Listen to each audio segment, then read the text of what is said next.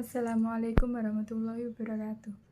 Perkenalkan, nama saya Heni Lestari. Saya dari Prodi Teknik Lingkungan, Fakultas Teknik Universitas Nahdlatul Ulama Sidoarjo. Di sini saya akan menjelaskan tentang pengelolaan sampah, di mana tugas ini untuk memenuhi tugas UAS mata kuliah pengelolaan sampah. Pengelolaan sampah. Pemerintah telah memberlakukan Undang-Undang Nomor 18 Tahun 2008 tentang sampah. Hingga saat ini, sampah masih menjadi isu terkini yang selalu terekspos di masyarakat dan perlu perhatian serius dari pemangku kepentingan. Seperti halnya di lingkungan sekitar rumah, setiap harinya terdapat berbagai jenis sampah yang berasal dari berbagai sumber. Sumber sampah. Sampah dapat berasal dari berbagai sumber, antara lain 1. Rumah tangga, seperti sisa makanan, sayur busuk, sisa nasi, dan lain-lain. 2. Industri, yaitu sisa produk, kemasan bekas dari hasil produksi.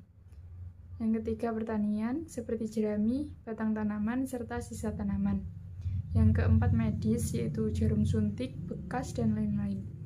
Yang 5. Elektronik, meliputi baterai bekas, barang elektronik yang sudah terpakai, dan lain-lain. Tantangan. Masalah lingkungan dalam mengatasi sampah yang menjadi tantangan bagi seorang mahasiswa yaitu kurangnya perhatian masyarakat terhadap sampah dan juga masih terdapat banyak orang, terutama karyawan, yang membuang sampah sembarangan.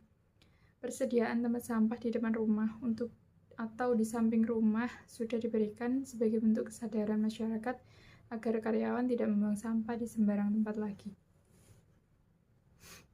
Pengembangan solusi. Edukasi masyarakat merupakan salah satu efisiensi untuk meningkatkan kesadaran masyarakat tentang pentingnya membuang sampah dengan benar dan mendukung program daur ulang. Selain itu, melakukan pemilahan sampah juga harus diajarkan dan juga difasilitasi agar mempermudah proses daur ulang. Dan tentunya mengembangkan infrastruktur pengelolaan sampah seperti tempat sampah umum, fasilitas daur ulang, dan pengelolaan limbah. Strategi komunitas. Yang pertama yaitu mengembangkan program daur ulang, mengembangkan dan memanfaatkan aplikasi atau platform digital. Pengembangan kebijakan. Kebijakan yang dapat diterapkan oleh pemerintah dalam mendukung pengelolaan sampah yaitu regulasi pengelolaan sampah, pemberian insentif dan sanksi, pengembangan infrastruktur. Sedangkan untuk lembaga pendidikan dapat melakukan pemberian materi atau pengajaran mengenai lingkungan, program daur ulang di sekitar, maupun kampanye penyadaran masyarakat itu sendiri. Edukasi dan kesadaran. Kegiatan kampanye penyadaran masyarakat dapat dilakukan agar masyarakat lebih memahami seberapa penting untuk kita memperhatikan lingkungan sekitar agar terbebas dari lingkungan kumuh dengan cara pengelolaan sampah dengan benar dan dengan adanya komunitas daur ulang. Untuk studi kasus dan perbandingan, melansir dari jurnal Waste Management in Germany Development to a Sustainable or Circular Economy, kini 14% bahan mentah yang digunakan dalam dunia industri mereka berasal dari sampah. Selain itu, Jerman juga berhasil menerapkan skema daur ulang yang mampu mengurangi total sampah nasional sebesar 1 juta ton setiap tahunnya.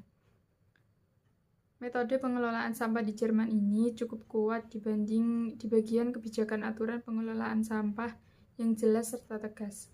Selain Jerman, ada juga di Korea Selatan yang menerapkan Volume Based Waste Fee atau VBWF sebagai salah satu metode pengolahan sampah nasionalnya, di mana ada biaya pembuangan sampah berdasarkan ukuran volume. Karena kebijakan ini, warga yang ingin membuang sampah harus membayar.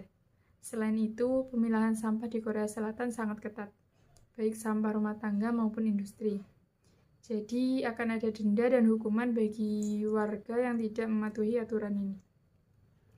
Pengembangan teknologi.